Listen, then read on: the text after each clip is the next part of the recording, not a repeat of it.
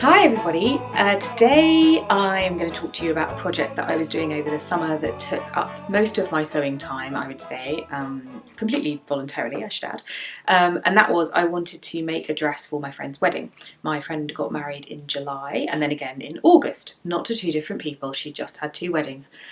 She had a civil ceremony, which was what this dress was for, and then she had a Hindu ceremony, which I was a bridesmaid for, and so I wore a sari. When we were shopping for our saris for her wedding, I saw and tried on a sari that I loved in terms of colour. It just didn't quite go with everything else that she had going on for her wedding, much as Indian weddings are incredibly colourful. It just didn't quite work. And I was in the shop thinking, I kind of love it, and thought, I'm going to buy it. And then thought, actually, you know what I should do is make a dress from that sari for her civil ceremony, where I could wear what I wanted, because essentially I was a guest rather than a bridesmaid. And so I decided to try and make a dress out of that sari, and this is the finished result. It was a real process. It's got loads of couture techniques in it, there's tons of hand sewing in it. I'm going to take you through all of that. And I learnt a lot in terms of just fabric structure and all sorts of things. I designed this dress myself, I drafted the pattern for it myself, I made it myself, and I wore it myself. And I do think it's very beautiful. There are a couple of things about it that aren't quite right, which is a real shame, but all of these things are a learning experience. The process of making the actual pattern was super fun. I actually went away for 2 days and just went and pattern drafted. It was amazing. I decided I needed a holiday. My partner was busy, so he couldn't come with me, so I decided I'd just go away and sew. I hired a little Airbnb about an hour from London, swimming pool, tiny cottage, sewing machine, pattern drafting. I mean, what more could you want, frankly? And I drafted the pattern, and it was really lovely. You'll see from the picture, I'll pop a picture in here of me trying it on. The actual the pattern that I made, the dress in the toile that I made up, which you can see here, looks very different to this one, and I love that pattern. I just think it's amazing. So I do want to try and make something in that looks exactly like the toile did. But you know, what do you do? You learn. So just let's talk about, I'll talk you first through the design, do that first. So she's got a sweetheart neckline, with the lines coming in here slightly wider on the shoulders, obviously strapless. She's got a bust dart and a waist dart, and then the skirt is just a straight pencil skirt, but tulipped by having these pleats in the front, which hopefully, yeah, you can just about see. On the back, there is no zip in the back. It's just one centre back seam all the way down, and two darts here, and then darts in the back of the skirt. I didn't put pleats in the back because I don't need any help with the bum area, quite frankly. So this is where the closure is. So I just wanted to show you how I closed it. So it's closed with a whole run of covered buttons and loops, which I just think are so pretty. And it actually opens all the way up. This is open all the way down to the very bottom, and it opens up almost like a coat this way. The sari, depending on how much you know about sari, I knew very little, but you get 6.5 meters of fabric, so you get a lot. I've still got tons left. And it has two sections to it. Well, it's actually really got three. It's got the, there's a plain section of the fabric, which is what the little blouse that goes underneath the full sari is made of, and that's what the bodice part is made of. There's then the full length of the sari, which can be in any kind of fabric, and that's really what the sleeves are made of. It had a border, this sari, all the way down, so I took the border and made that into the sort of straps. And then it's got an end piece, which when it goes over your shoulder is what hangs down the back, and that's often embroidered differently or patterned differently, and that's what I made the skirt out of, because the fabric and the pattern on it was so beautiful. As I was really the reason I bought it, other than the colour, was just that this was so gorgeous. Here is where you get the version that people who see this dress from the outside don't see. Your lucky things can confess my mistakes, but it's lined with this beautiful lining fabric, which I got from Stone Fabrics, who are based in Totnes in Devon.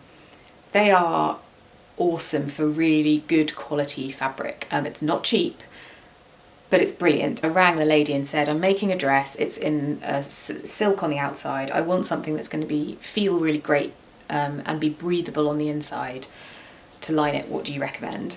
and she said, oh, I'd use the Venezia lining. So this is their Venezia lining. I'll link to this particular colour because it's so pretty, but they do it in loads of colours in the description box. And I bought this and I lined it with that, and it feels amazing to wear. It's so lovely. You can tell it's really high quality fabric.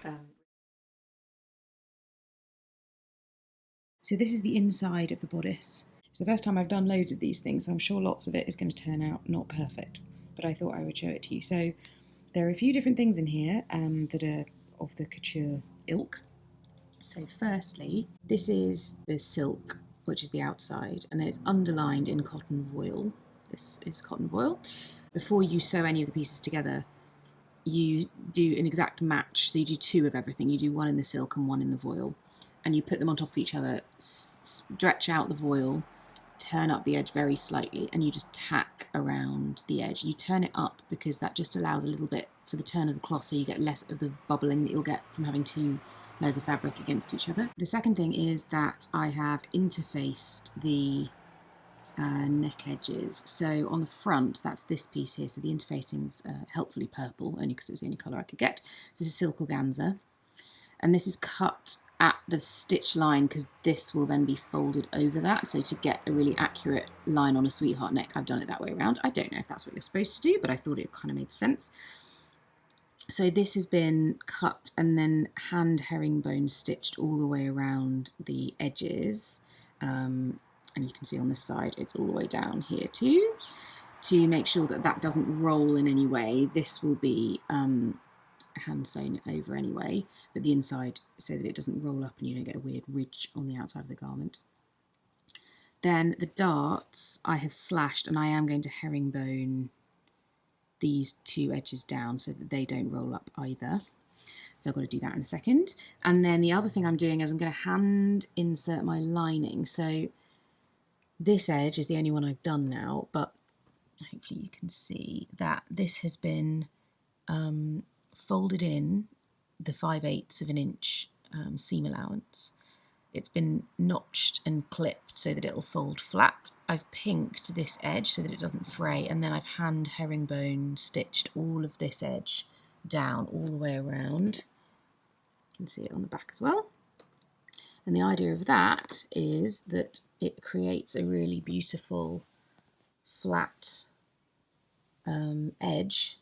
So it's taken quite a lot of work, but I have to say I've kind of loved it. I've just been sitting quietly down in front of the football or Wimbledon or whatever and hand sewing this garment. Let me show you the outside just so you can see what it's going to look like. This is the outside. So this is kind of mint green shot with gold, so you can see it's sort of got that, you can sort of see the gold popping in various places, and you can see it around the edge where the stitches are, sorry, the threads are showing through. And then I've used the border of the sari for the sleeves because it's such a beautiful pattern. So I just cut these pieces separately and sewed them in a seam here. The back, incidentally, is exactly the same as the front, so I've put interfacing on. There's interfacing around the sleeve edge because it's going to be sleeveless and I didn't want it to stretch, and then there's another piece that goes around the neck edge again to make sure that it doesn't stretch out of shape. So I need to finish doing all of my edges so that they all look like this one around here. I need to hand stitch down my darts. Then I need to get onto the skirt. So this neckline is all completely hand finished.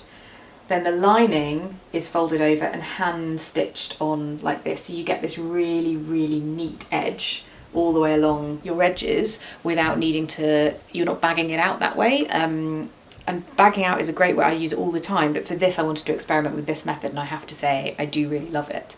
Partly because I really like hand sewing, so it means you can just sit down for hours and sew something by hand, which is my idea of heaven. But also because the finish is just really beautiful on it. And equally, it's hand finished all the way down this side, these side parts too. The only thing is there are a few places where it's not as beautifully finished as I'd like. These corners were very tricky to do, and this middle point was tricky to do in terms of folding the fabric over, and because it's got a lot of gold in it, it wanted to fray, so that was a little bit annoying. It means that it's not finished as nicely as I would have liked, but otherwise I was really, really pleased with it. I'll turn it around again so you can see that it comes off basically like it's all open down one side where the buttons are, and you just sort of step into it a little bit like a coat, which is quite nice. You can see that this is all open, and then that pins down like that. The biggest thing for me for this dress, which was the annoyance, or the thing that I wish I'd sort of thought slightly more carefully about, given the amount of work I put into it, was that this piece of silk, that's the bodice piece, is a lot softer and a lot less structured than the rest of the sari, because the rest of the sari has all this gold thread going through it. It's actually quite stiff. This is just very, very lightweight silk, very flowy, very fluid, which means that the way that the bodice hangs and the way that the skirt hangs are different, and means that I've got this kind of rippling effect across here. It fits me slightly better than it fits my dressmaker's dummy, but even so, you just get a little bit of movement here, and the light sort of shines off it in different ways. And I think if I had been thinking about it, I would have underlined this in calico to give it that structure and make it more similar to the skirt, and I think then it would have really sat beautifully.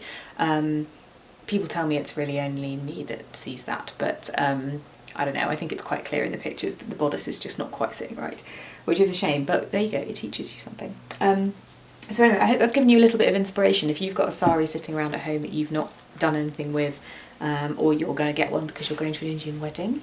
I know lots of my Indian friends have loads of saris they've had, you know, in their wardrobes for ages because they bought them for weddings and then didn't necessarily know what to do with them next. But hopefully that's given you some inspiration and it's helpful. And I'll link below to any other videos of techniques and stuff that I've done that would be interesting.